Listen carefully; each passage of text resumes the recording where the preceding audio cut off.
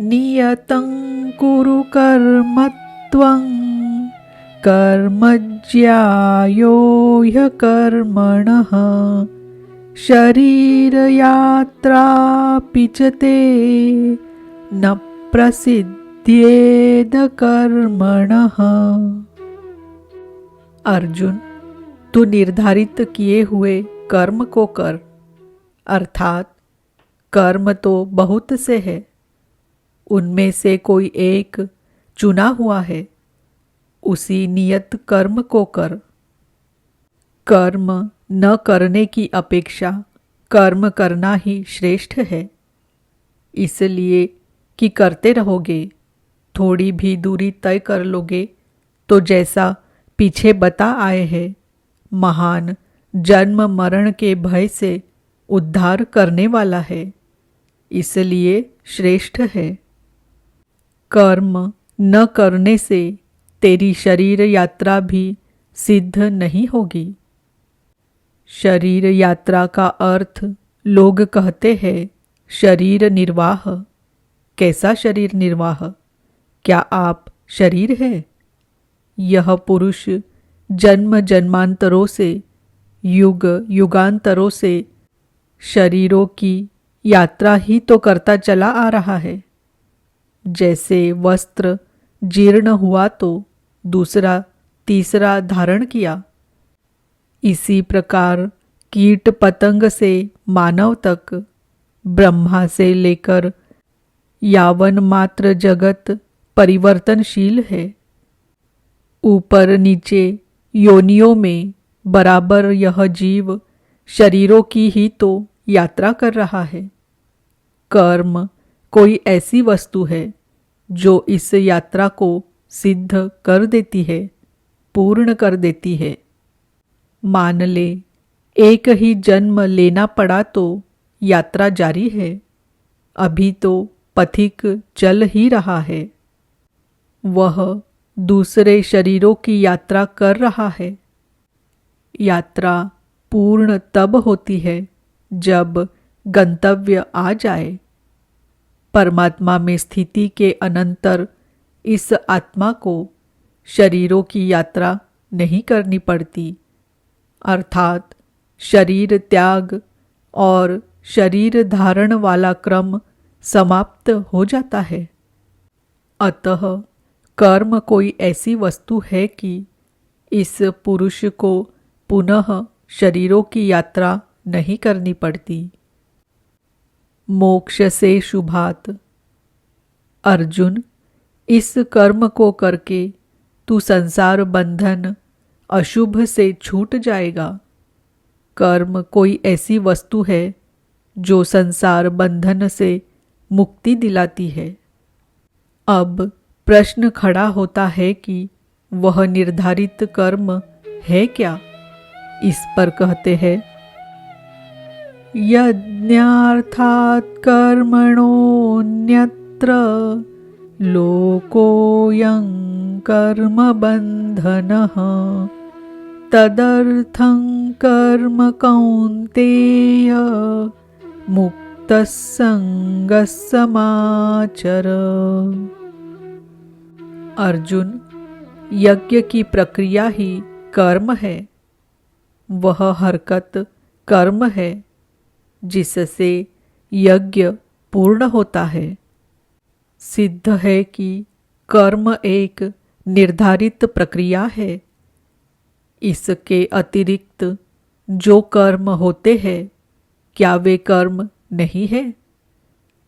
श्री कृष्ण कहते हैं, नहीं, वे कर्म नहीं है।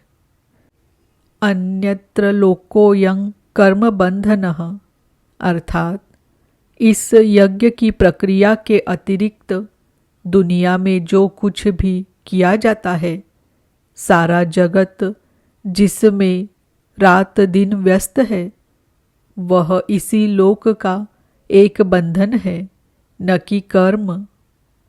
कर्म तो मोक्ष से शुभात, अशुभ अर्थात संसार बंधन से छुटकारा दिलाने वाला है।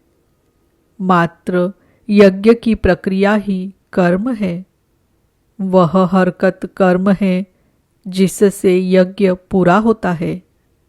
अतः अर्जुन, उस यज्ञ की पूर्ति के लिए संग दोष से अलग रहकर भली प्रकार कर्म का आचरण कर।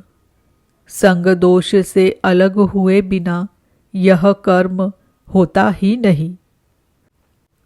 अब हम समझ गए कि यज्ञ की प्रक्रिया ही कर्म है, किंतु यहाँ पुनः एक नवीन प्रश्न उत्पन्न हो गया कि वह यज्ञ क्या है जिसे किया जाए।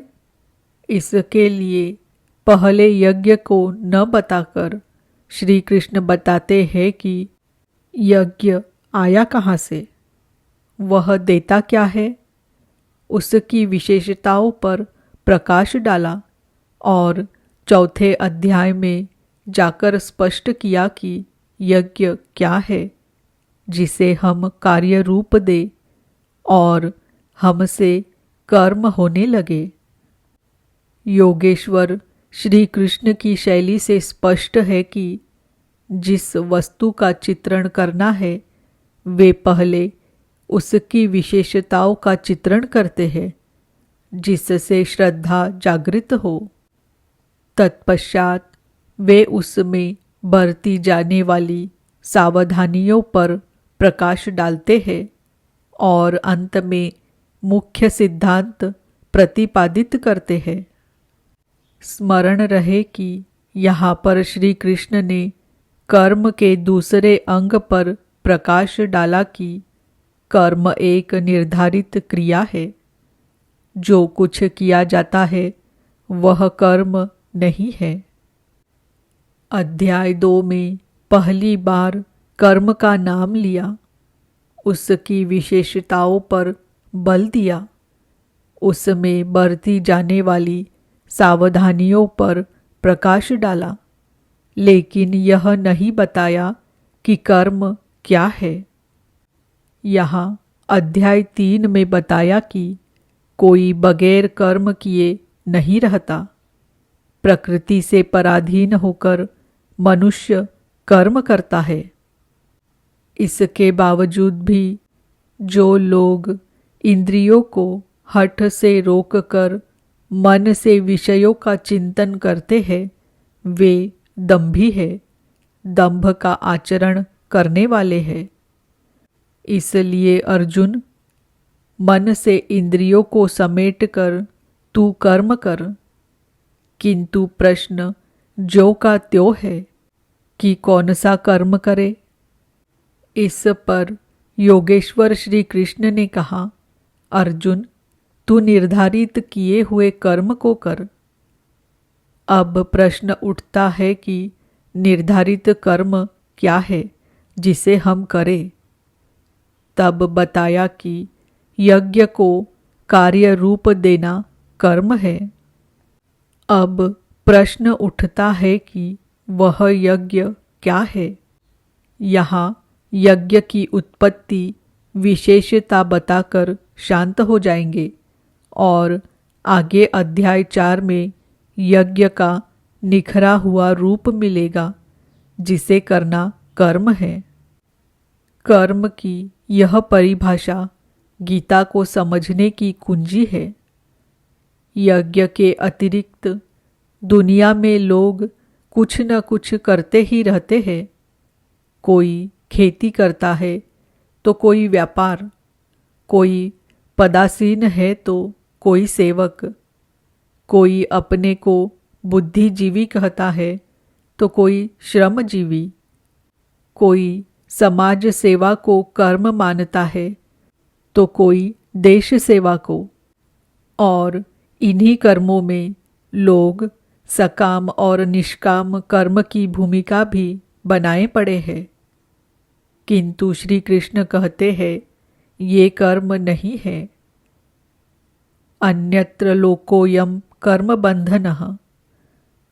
यज्ञ की प्रक्रिया के सिवाय जो कुछ भी किया जाता है वह इसी लोक का बंधनकारी कर्म है, न कि मोक्षद कर्म। वस्तुतः यज्ञ की प्रक्रिया ही कर्म है।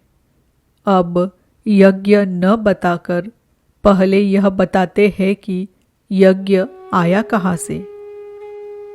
सह यज्ञाः प्रजा सृष्ट्वा पुरोवाच प्रजापतिः अनेन प्रसविष्यध्वम् एष वोस्त्विष्टकामधुक्। प्रजापति ब्रह्मा ने कल्प के आदि में यज्ञ सहित प्रजा को रचकर कहा कि इस यज्ञ द्वारा वृद्धि को प्राप्त हो। यह यज्ञ तुम लोगों की इष्ट का मधुक अर्थात जिसमें अनिष्ट न हो, विनाश रहित इष्ट संबंधी कामना की पूर्ति करेगा। यज्ञ सहित प्रजा को किसने रचा? प्रजापति ब्रह्मा ने। ब्रह्मा कौन? क्या 4 मुख और 8 आँखों वाला देवता जैसा कि प्रचलित है? नहीं, श्री कृष्ण के अनुसार देवता नाम की कोई अलग सत्ता है ही नहीं। फिर प्रजापति कौन है? वस्तुतः जिसने प्रजा के मूल उद्गम परमात्मा में प्रवेश पा लिया है, वह महापुरुष प्रजापति है। उसकी बुद्धि ही ब्रह्मा है। अहंकार शिव बुद्धि अज मन शशि चित्त महान।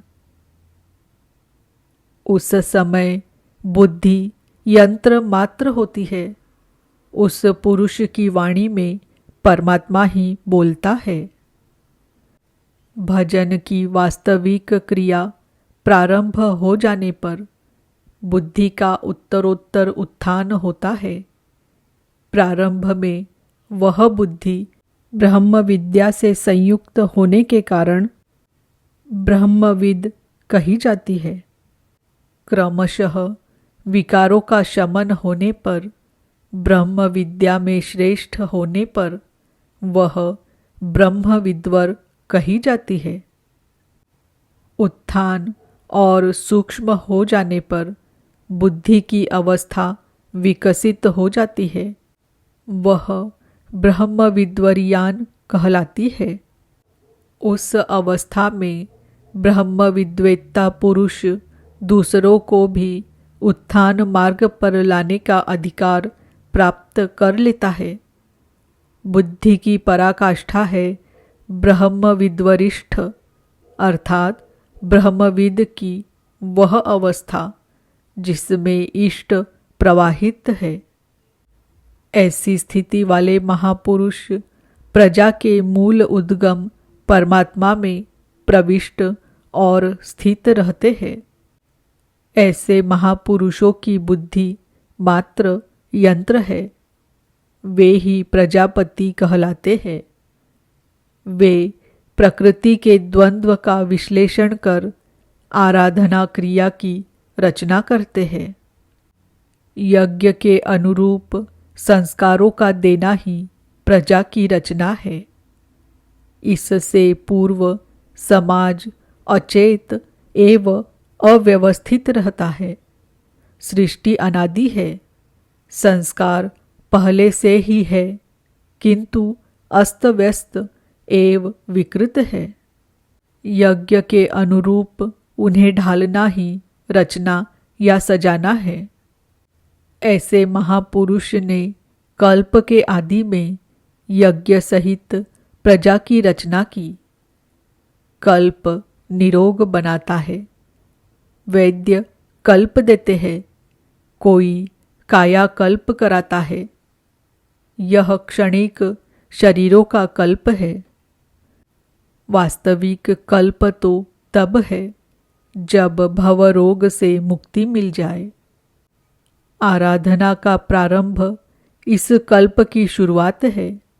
आराधना पूर्ण हुई तो आपका कल्प पूरा हो गया। इस प्रकार परमात्म स्वरूपस्थ महापुरुषों ने भजन के प्रारंभ में यज्ञ सहित संस्कारों को सुसंगठित कर कहा कि इस यज्ञ से तुम वृद्धि को प्राप्त हो। कैसी वृद्धि? क्या मकान कच्चे से पक्का बन जाएगा? क्या आय अधिक होने लगेगी? नहीं, यह यज्ञ इष्ट का मधुक अर्थात इष्ट संबंधी कामना की पूर्ति करेगा। इष्ट है परमात्मा, उस परमात्मा संबंधी कामना की पूर्ति वाला है। प्रश्न स्वाभाविक है कि यज्ञ सीधे उस परमात्मा की प्राप्ति करा देगा अथवा क्रम क्रम से चलकर